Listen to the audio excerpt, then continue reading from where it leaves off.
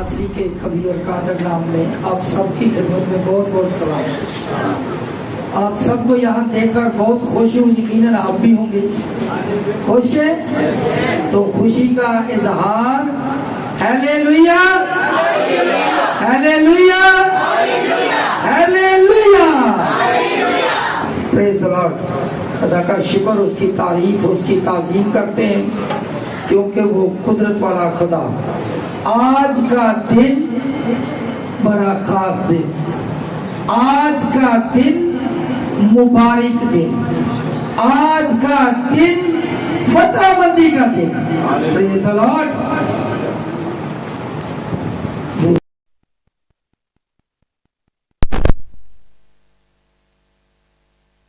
वो शख्स, वो हस्ती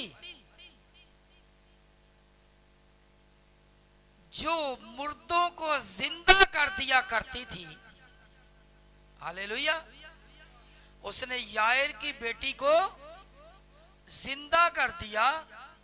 उसने बेवा के बेटे को जिंदा कर दिया। उसने 4 दिन के मरे हुए लाजर को जिंदा कर दिया। खुदा का शुक्र अदा करते हैं कि आज वो खुद भी जिंदा हो गया। Hallelujah hallelujah. बहुत सारे लोग आज के दिन को ईस्टर का नाम देते हैं। क्या बोलते हैं? ज्यादा पढ़े लिखे लोग बोलते हैं happy Easter to you, Easter. लेकिन कुछ लोगों का मानना है कि बहार की देवी इस्तारा देवी की एक ईद होती थी इन्हीं दिनों में, जिसको वो अस्तारा देवी के नाम से याद करते थे और उसको ईस्टर बोलते थे। तो इसलिए कुछ लोग समझते हैं कि ये ईस्टर कहना मुनासिब नहीं। चलें ठीक है, तो हम ईस्टर नहीं कहते, हम क्या कह लेते हैं? ईदे क़यामतुल मसीह। ईदे क़यामतुल मसीह यानी मसीह का मुर्दों में से जी उठना, यानी resurrection day. Praise the lord. Hallelujah hallelujah. जो दूसरों को जिंदा करता रहा, उसने खुद मौत और कब्र पर फतह पाके उसने साबित कर दिया कि वो वाकया ही साबे इख्तियार है। Praise the Lord. ये सारा वाकया कैसे हुआ? मैं चाहता हूं बाइबल मुकद्दस में से पढ़ें। मत्ती रसूल की मार्फत लिखी गई अंजील मुकद्दस, उसका 28वां बाब, पहली आयत से।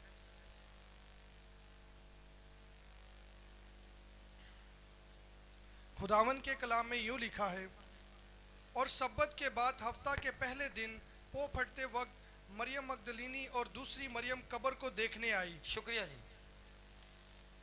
और सब्त के बाद, सब्त का जो दिन होता था वो कौन सा है? वो सैटरडे, हफ्ता है सैटरडे। सब्त के बाद फिर पूरा वीक। कहीं जो हमारे उर्दू में थोड़ा सा ये है प्रॉब्लम कि हम सैटरडे को भी हफ्ता बोलते हैं, वीक को भी हफ्ता बोलते हैं। 7 दिन का जो वीक होता है उसको भी हफ्ता बोलते हैं और सैटरडे को भी हफ्ता बोलते हैं। लेकिन इंग्लिश में ये क्लियर हो जाता है कि वीक अलग है और हफ्ता अलग है। यहाँ पे क्या लिखा है? सब्त के बाद हफ्ता के पहले दिन, यानी वीक का first day of the week, हफ्ते का पहला दिन। हफ्ता का पहला दिन कौन सा था? हफ्ता का पहला दिन कौन सा था जो सब्त के बाद आता था? वो था इतवार। तो आज भी इतवार है। खुदा का शुक्र अदा करते हैं, आज के दिन ही यीशु ने मौत और कब्र पर फतह पाई। तो खुदा का शुक्र अदा करते हैं, यही दिन मसीहियों की फतह का दिन समझा जाता है। प्रेज द लॉर्ड जी। पढ़िएगा। और सब्बत के बाद हफ्ता के पहला दिन पो फटते वक्त मरियम मगदलीनी पौ फटते वक्त ये जैसे अभी आप महसूस कर रहे देख रहे हैं कि जो जब दिन का आगाज हो रहा हो, हल्की हल्की रोशनी हो रही हो, हल्की हल्की और अंधेरा भी हो, ठीक है, उसको बोलते हैं, वो टाइम है पौ फटने का। ठीक है, कौन कौन? मरियम मगदलीनी और दूसरी मरियम कब्र को देखने आई। ठीक है, और देखो एक बड़ा बोंचाल आया, क्योंकि खुदावन का फरिश्ता आसमान से उतरा और पास आकर पत्थर को लुढ़का दिया और उस पर बैठ गया। शुक्रिया जी। और देखो एक बड़ा बुंचाल आया, एक बड़ा बुंचाल आया, जलजला आया। क्यों? क्यों? इसलिए कि उस जलजले की जब यीशु जिंदा हो गया, कब्र खुली, यीशु जिंदा हुआ, तो उसके साथ और भी बहुत सारी कब्रें खुली।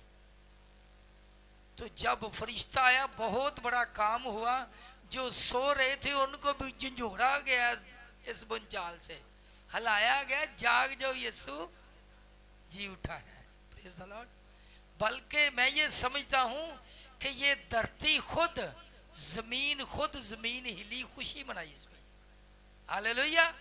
कि जमीन पर, इसी जमीन पर जिसको जमीन के अंदर डाल दिया गया था, कब्र में डाल दिया था, उसने फतह याब होकर सब इंसानों को फतह याब कर दी। प्रेज़ द लॉर्ड जी। और देखो एक बड़ा बंचाल है। मैं ये समझता हूं कि बंचाल तो बंचाल ही होता है, जलजला तो जलजला ही होता है, छोटा हो या बड़ा हो, एक दफा तो सारी जमीन हिल जाती है। लेकिन यहाँ पे क्या लिखा है? एक बड़ा बंचाल। जो साइंसदान बड़ा बंचाल के उसको पता बोलते हैं, जो 7+ का, 7 डिग्री स्केल से ऊपर का हो, उसको बड़ा बोलते हैं।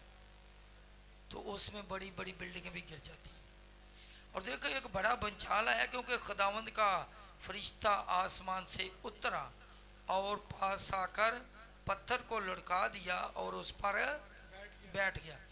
अगर वो फरिश्ता पत्थर पर बैठा ना रहता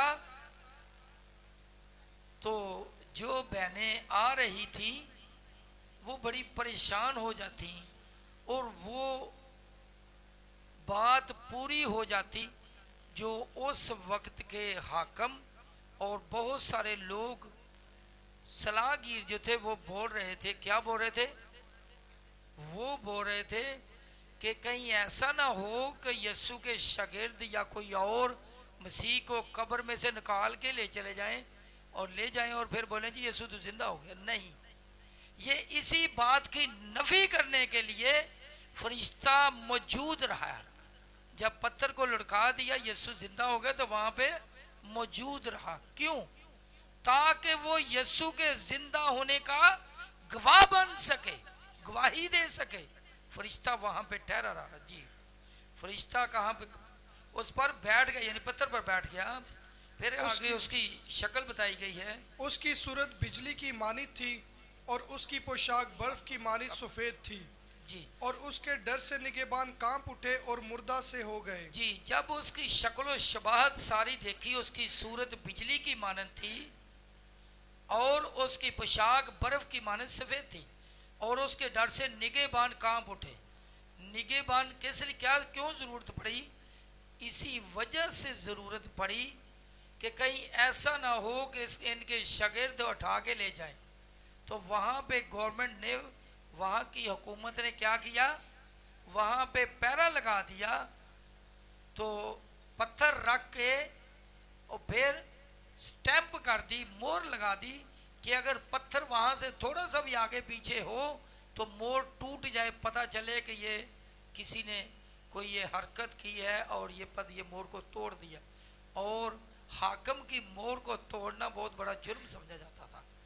तो जब मोहर लगा दी गई, पहरेदार वहां पे बैठा दिए गए, तो जो पहरा देते थे उनकी जान में जान ना रही। जब फरिश्ते को देखा, उनकी अपनी जान में जान ना रही, तो उन्होंने पहरा क्या देना था? तो वो उन्होंने क्या किया? जब वो परेशान हो गए, खुद बेजान हो गए, खुद परेशान हो गए, ताब ना ला सके, तो वहां पे क्या हुआ, उसकी मोहर जो वहां पे जो गवर्नमेंट की हुकूमत की मोहर लगी हुई थी, उस मोहर को यीशु ने तोड़कर अपनी फतेहमंदी की मोहर शब्द कर दी। Praise the Lord. तो यीशु की मोहर लगने के बाद, इस फतेहमंदी के स्टैंप लगने के बाद, आखिरी मोहर लगने के बाद खुदा के लोगों की भी फतह है। Praise the Lord. पढ़िएगा। फरिश्ता ने औरतों से कहा, तुम ना डरो, क्योंकि मैं जानता हूं कि तुम यीशु को ढूंढती हो जो मसलूब हुआ था। जी हाँ, ये गवाह है यीशु के जिंदा होने का, और ये गवाही दे रहा है, बता रहा है जी, मुझे पता है कि तुम किस लिए यहाँ पे आई हो, तुम यीशु को ढूंढती हो। क्यों ढूंढती? क्योंकि वो कब्र में जी नहीं है जी। वो यहाँ नहीं है क्योंकि वो अपने कहने के मुताबिक जी उठा है। जी हाँ, वो जी उठा है। कैसे वो जी उठा है? कैसे जी उठा है? अपने कहने के मुताबिक। यीशु ने पहले ही बोल दिया था कि मैं इस हैकल को 3 दिन में, इस हैकल को गिराकर तीसरे दिन खड़ा कर दूंगा। ये बदन जो हमारे, जो खुदा का मकदस, खुदा की हैकल है, इसके बारे में बात हो रही थी। तो यीशु तीसरे दिन मुर्दों में से जी उठा जी, उसके उस कहने के मुताबिक, जैसा यीशु ने फरमाया था जी। क्यों जी उठा? मैं ये समझता हूं अगर यीशु जी ना उठता तो फिर आज हम खुशी ना मनाते, फिर उस वक्त की जो इब्तदाई कलीसिया है वो दब जाती, फिर यीशु की सारी तालीम बेसूद हो जाती। क्यों? पिछली बातें तो पूरी हो गई, लेकिन यीशु ने बोला था मैं जिंदा हो जाऊंगा, तो अगर जिंदा ना होता तो फिर क्या होता? खुदा का शुक्र अदा करते हैं, उसने जिंदा होकर अपनी मोहर लगा दी, फतह बख्शी, हमें भी फतह बख्शी। Praise the Lord. क्योंकि वो अपने कहने के मुताबिक जी उठा। आओ ये जगह देखो जहां खुदावन पड़ा था। जी हाँ, निशानी भी है, आके खुद देख लो कि ये जो कब्र है जहां मसीह को रखा गया था, यीशु को रखा गया था, वो जगह खाली जी। और जल्द जाकर उसके शागिर्दों से कहो कि वो मुर्दों में से जी उठा है। जी हाँ, अगला काम भी करो, सुन तो लिया, इससे आगे भी चलो। आगे क्या करना है? जल्द जाकर, देर नहीं करनी, जल्द जाकर उसके शागिर्दों से कहो कि वो मुर्दों में से जी उठा है, मुर्दों में से जी उठा है, और देखो वो तुमसे पहले गलील को जाता है, गलील को भी जाएगा और फिर भी तुमसे पहले, वहां तुम उसे देखोगे। देखो मैंने तुमसे कह दिया है। और वो बड़ी खुशी के साथ कब्र से जल्द रवाना और होकर, वो खौफ और बड़ी खुशी के साथ कब्र से जल्द रवाना होकर, फरिश्ते ने क्या बोला था? जल्द जाकर बताओ। और यहाँ पे उन्होंने क्या किया? उन्होंने भी जल्दी की। यहाँ पे लिखा है जल्द जाकर, जल्द रवाना होकर। और वो खौफ और बड़ी खुशी के साथ कब्र से जल्द रवाना होकर उसके शागिर्दों को खबर देने दौड़ी। और देखो यीशु उनसे मिला और उसने कहा सलाम। उन्होंने पास आकर उसके कदम पकड़े और उसे सजदा किया। इस पर यीशु ने उनसे कहा, डरो नहीं, जाओ मेरे भाइयों से कहो कि गलील को चले जाएं, वहां मुझे देखेंगे। पहले तो फरिश्ते ने बात की, और अभी यीशु खुद उन्हें मिले हैं, और यीशु ने जिंदा होकर खुद उनसे बातचीत की। जी 11वीं आयत। जब वो जा रही थी तो देखो पहरे वालों में से बाज ने शहर में आकर तमाम माजरा सरदार काहिनों से बयान किया। जी, जब वो होश में आए पहरेदार, तो उनको थोड़ा होश आया, तो उन्होंने क्या किया? सारा माजरा सरदार काहिनों को आके बता दिया। और उन्होंने बुजुर्गों के साथ जमा होकर मशवरा किया और सिपाहियों को बहुत से रुपया देकर कहा, ये कह देना। एक तो इन्होंने लापरवाही की कि इनको कब्र की रखवाली के लिए वहां रखा गया था, और ये खुद ही होश में ना रहे। और अभी दूसरा काम क्या हो रहा है? खामखा इनको पैसे दिए जा रहे हैं, खामखा। क्यों? एक झूठ बोलने के लिए। अभी भी बहुत सारे लोग पैसे लेकर सच्चाई के ऊपर पर्दा डाल देते हैं। कोई अपनी डिनोमिनेशन को बरकरार रखने के लिए, माली फायदा हासिल करने के लिए, और कोई अपनी बल्ले बल्ले के लिए पैसा लेकर असल तालीम को मस्ख कर देते हैं। जो मसीह की तालीम है उसको होल्ड कर दिया जाता, उसको पूरा नहीं दिया जाता। तो कलाम मुकद्दस के मुताबिक जो कलाम में आमेज़िश करता है वो यकीनन सजा पाएगा। खुदा का शुक्र अदा करते हैं करोड़ों अरबों बार आपकी ये छोटी सी organisation fire of holy spirit church denomination मुल्क पाकिस्तान में रजिस्टर्ड ऑर्गेनाइजेशन है। और जब इस ऑर्गेनाइजेशन को रजिस्टर कराने लगे तो हमारे उस्ताद भाई बोलते हैं पहले कम मिशनें तो नहीं जो आप ये करने लगे हो। तो उनसे रिक्वेस्ट की कि सर जिसके अंडर हम रह के काम करेंगे, जो हमें तनख्वाहें देगा, हमें पैसे देगा, वो यकीनन तालीम भी अपनी मर्जी की दिलाएगा कि आप ये बात कर सकते हो, ये नहीं कर सकते, अभी ऐसा होता है। तो हम चाहते हैं कि यीशु के नाम को जलाल मिले और इस किताब मुकद्दस में जो लिखा है उसी को हूबहू बयान किया जाए। तो वो फिर ऐसे ही हो सकता है कि हम आज़ाद होकर खिदमत करें। खुदा का शुक्र अदा करते हैं जी। तो इन्होंने क्या किया, पैसे लेकर खामखा झूठ गढ़ा। सिपाहियों को बहुत सा रुपया देकर कहा, ये कह देना कि रात को जब हम सो रहे थे उसके शागिर्द आकर उसे चुरा ले गए, और अगर ये बात हाकिम के कान तक पहुंची तो हम उसे समझाकर तुमको खतरा से बचा लेंगे। बस उन्होंने रुपया लेकर जैसा सिखाया गया था वैसा ही किया, और ये बात आज तक यहूदियों में मशहूर है। जी हाँ, अभी तक वो यही बोलते हैं कि ये इनके शागिर्द उठा के ले गए। लेकिन कलाम मुकद्दस हमें क्या फरमाता है? हम अगर करंथियों का नाम लिखा गया पहला खत उसका 15वां बाब 55 ऐसे पढ़ें तो उसमें लिखा है कि यीशु ने फतह पाई है, मौत पर भी फतह पाई है और कब्र पर भी फतह पाई है। जो वो बात कहते थे उन्होंने तो पैसे लेकर कही, लेकिन असल हकीकत क्या है पढ़िएगा। हाँ जी, पहला करंथियों 15वां बाब 55 ऐसे 55। ऐ मौत तेरी फतह कहाँ रही? जी हाँ, यीशु ने मौत और कब्र पर फतह पाई।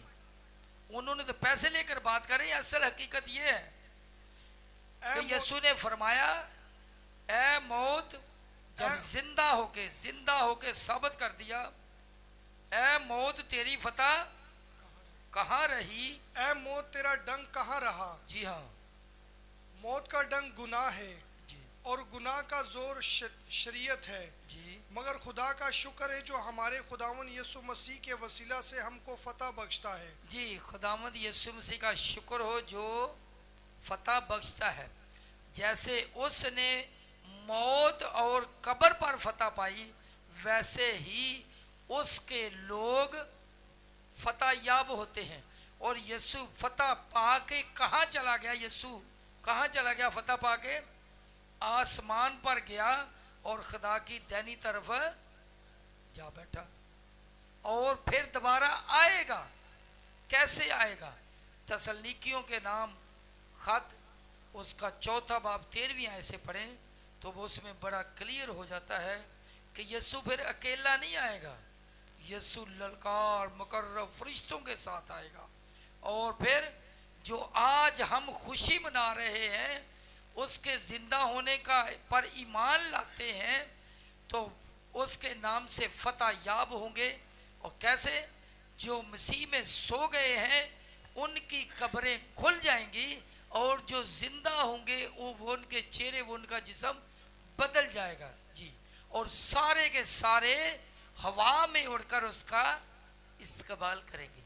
अगर उसकी पहली आमद में शरीक ना हो सके तो हमारा मसीह पर ईमान लाना बेफायदा।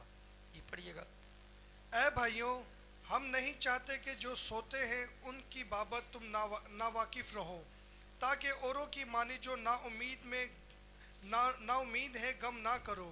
क्योंकि जब हम ये यकीन है कि यीशु मर गया और जी उठा, तो इसी तरह खुदा उनको भी जो सो गए हैं। यीशु मर गया और जी उठा। जब यीशु मर के जी उठा तो इसी तरह जो मसीह में सोते हैं उनको भी वो जी उठाए, तो उसी तरह नई खुदा जिंदगी देगा।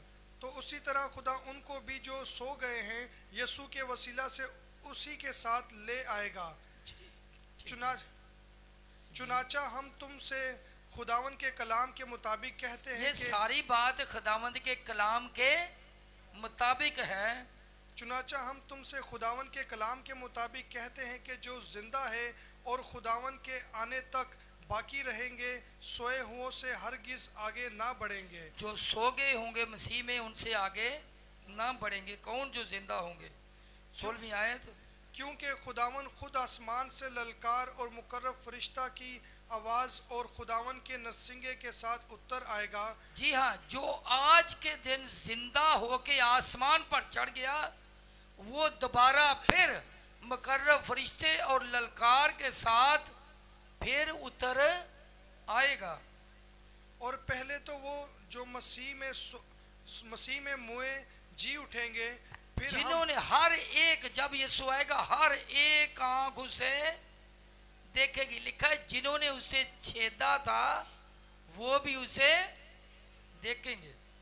फिर हम जो जिंदा बाकी होंगे उनके साथ बादलों पर उठाए जाएंगे, ताकि हवा में खुदावन का इस्तकबाल करें और इसी तरह हमेशा खुदावन के साथ रहेंगे। शुक्रिया जी। फिर हम जो बाकी होंगे उनके साथ बादलों पर उठाए जाएंगे। यीशु मसीह नासरी का करोड़ों अरबों बार शुक्र अदा करता हूँ कि यीशु ने ये सब कुछ मुझे दिखाया।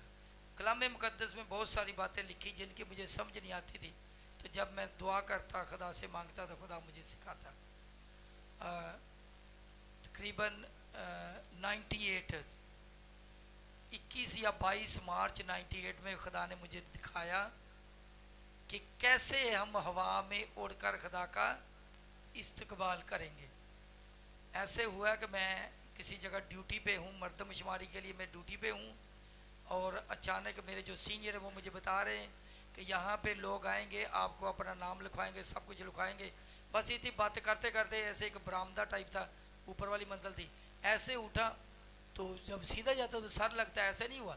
ऐसे होकर अचानक मैं ऐसे हो गया, ऐसे के ऊपर चलता जा रहा हूँ। मैंने सोचा ये क्या हो गया, ये क्या हो गया। उसके बाद देखा तो सारा लिबास सफ़ेद हो गया और रोशनी निकलना शुरू हो गई। और फिर मैंने देखा, मैंने सोचा, फ़ौरन मैं समझा शुक्र है खुदावंद का यीशु आ गया है, मैं यीशु की तरफ जा रहा हूँ। Praise the Lord. तो ये जो लिखा है खुदावंद यीशु ने वो मेरी ज़िंदगी में मुझे ख्वाब के ज़रिया दिखाया कि कैसे लोग हवा में उड़कर उसका इस्तकबाल करेंगे। फिर लिखा कि और इस तरह हमेशा खुदावंद के साथ रहेंगे। ये नहीं इस्तकबाल करके अपने अपने घर ही नहीं, और हमेशा उसके साथ रहेंगे। Praise the Lord. जब यीशु के साथ जाएंगे तो यीशु के साथ फिर रहेंगे भी। खुदा का शुक्र, उसकी तारीफ, उसकी ताज़ीम कि हम सिर्फ यहाँ पे रह के, दुनिया में रह के खुशी ना मनाते रहें, इतनी बस दूर दूर से खुशी ना होते रहें, बल्कि क्या करें, इस बात का भी ईमान रखते हैं हम कि हम भी हवा में उड़कर यीशु का इस्तकबाल करेंगे और उसके साथ 1000 साला बादशाहत में शरीक होंगे। ये है असल जगह कि यीशु के साथ रहना, हमारा यीशु पे ईमान लाना, हमदोस्ताइश करना और हदिये नजराने देना, बरगजीदगी पाकीज़गी की जिंदगी बसर करना बेसूद अगर हम हवा में उड़कर उसका इस्तकबाल ना कर सके और हमेशा की जिंदगी के वारिस ना बन सके। इसलिए मौका है कि अपने आप को बंद करें, यार करें और खुदा के कलाम पर गौर करें। रीबा शोरे